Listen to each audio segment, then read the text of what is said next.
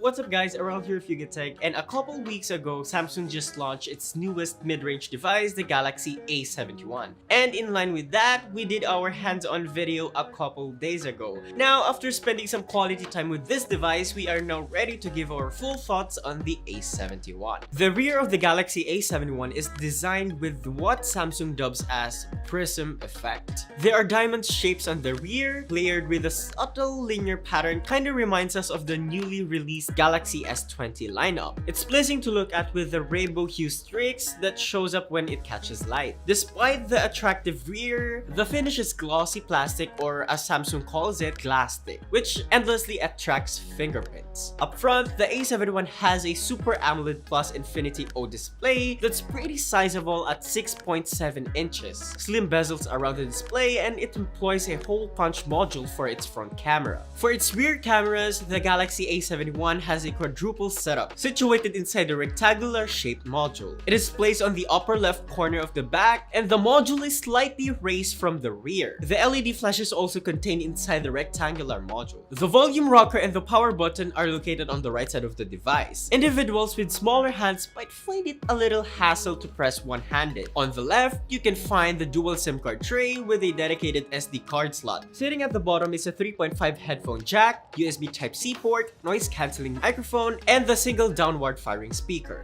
Overall, the A71 is thin and lightweight despite its massive size. Also, even if it's lightweight, the smartphone is solid and robust. The rounded corners also make it comfortable to hold. The A71 sports a massive 6.7 inches AMOLED panel with a resolution of 2400 by 1080. It's absolutely immersive given the thin bezels around the panel and the hole punch front camera that isn't quite as obstructive as notches. Thanks to its Super AMOLED Plus panel, the colors are vibrant and punchy, and blacks come out deep as well. Panel brightness is also great. We had it set around 40% and we had no trouble using it under direct sunlight. As for audio, it's average at best. It can get loud and fill a room, but it can get distorted at times while the volume is set to maximum. Mids and highs are present, but the lows are pretty much absent. The Galaxy A71 is running on the latest version of Android 10. It is skinned with One UI 2. Well, storage-wise, the Galaxy A71 comes with 128 gigs of space and expandable up to 512 gigabytes via dedicated micro SD card slot. Under the hood, the A71 is armed with a Qualcomm Snapdragon 730G chipset paired with 8 gigabytes of RAM. We run the A71 through a couple of our standard benchmarks, and the result will be flashing on your screen right now.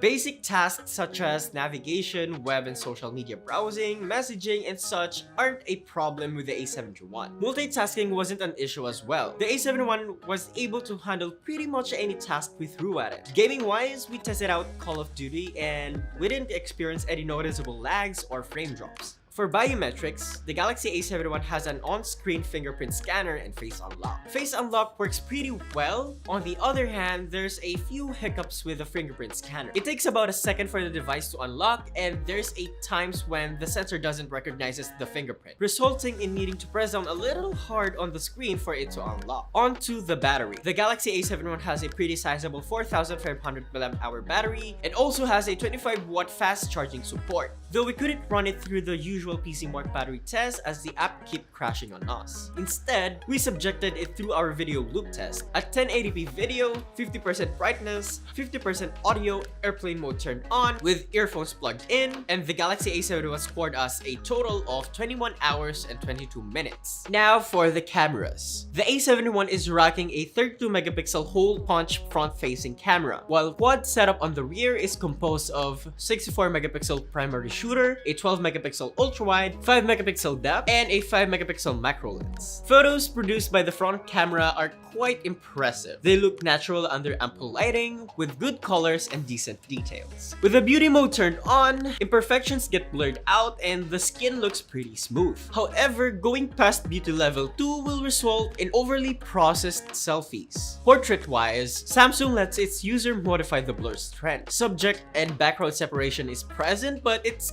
quite messy as the blurring around the edges looks harsh and obvious. The rear cameras also take decent photos with good colors and ample details. The image produced are satisfying enough to be shared on social media. Using the ultra-wide lens, there's a slight fisheye effect to the photos, and the colors tend to appear a little darker than the primary camera. Similar to the portrait selfies image, the rear's portrait mode also allows its users to control the blur strength. The subject background separation on the rear cameras is quite better than the selfie mode as the edges don't appear too harsh. Video-wise, the Galaxy A71 can shoot up to 4K at 30 frames per second. The device doesn't note that if you prefer to shoot in 4K, the resolution won't support video effects and video stabilization. Shooting videos in 1080p does have video stabilization and it's pretty good overall. So, do we think that the Galaxy A71 is a decent upgrade from its predecessor, the A70? Yes. Absolutely. It retains the same screen size of the Galaxy A70 but has leveled up in several aspects, such as its chipset, RAM, and even its overall look. The panel is bright and offers vivid colors. Performance is pretty smooth overall. The battery life is also impressive and it produces decent photos with both the rear and the front cameras. With its price tag of 22,990 pesos, you might want to consider this competent mid-range smartphone in your options. So, what do you guys think about the Galaxy A71? Are you considering buying this phone? Let us know in the comment section below. And if you enjoyed this video, be sure to drop a like, subscribe to our channel for more content, hit that bell icon so don't miss any future uploads, and be sure to visit yugatech.com for the latest tech news and reviews.